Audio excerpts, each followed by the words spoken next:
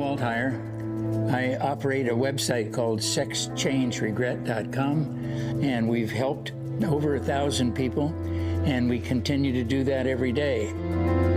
I mean, I'm 82 years old. I'm still talking about the harm that was done to me 78 years ago. Well, it all started when I was a 4-year-old boy, and my grandmother started cross-dressing me. When my dad found out about me being cross-dressed, he was horrified. Later on, his adopted brother began to sexually molest me.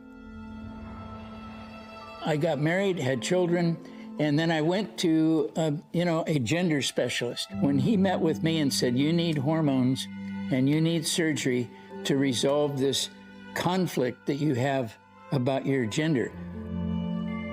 Well, the truth was, it was never about gender. I learned this after I was 50 years old, after living the life of Laura Jensen, female transgender. It was always about what happened with a purple dress and being sexually abused. And no one was addressing this adverse childhood experience that caused that trauma. She's a child. He. She has her whole life in front of her. Most importantly, your child is clearly showing signs of being suicidal. Would you rather want a dead daughter or a living son?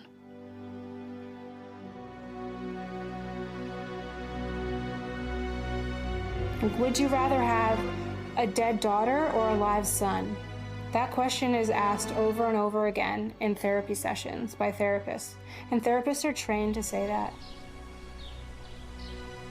They told my parents, like, there's a very low rate of regret in adolescents who transition, and if I wasn't allowed to transition, if they didn't affirm me and my identity, that I would be at risk of suicide.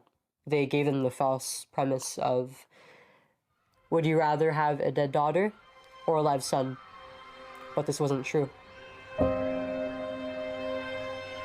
Before I transitioned, I never had any suicidal ideation until I started taking testosterone. And that was when I was about 2 years on it, and it got worse the further I progressed into my transition.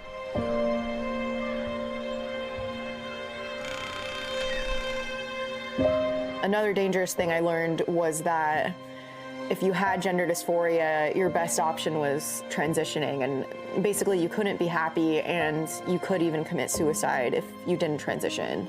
So that definitely started to impact the way I thought about myself, and it made me feel, looking back, it made me feel even more hopeless because I thought there was no way to accept myself. I had to get these painful surgeries and take hormones, etc.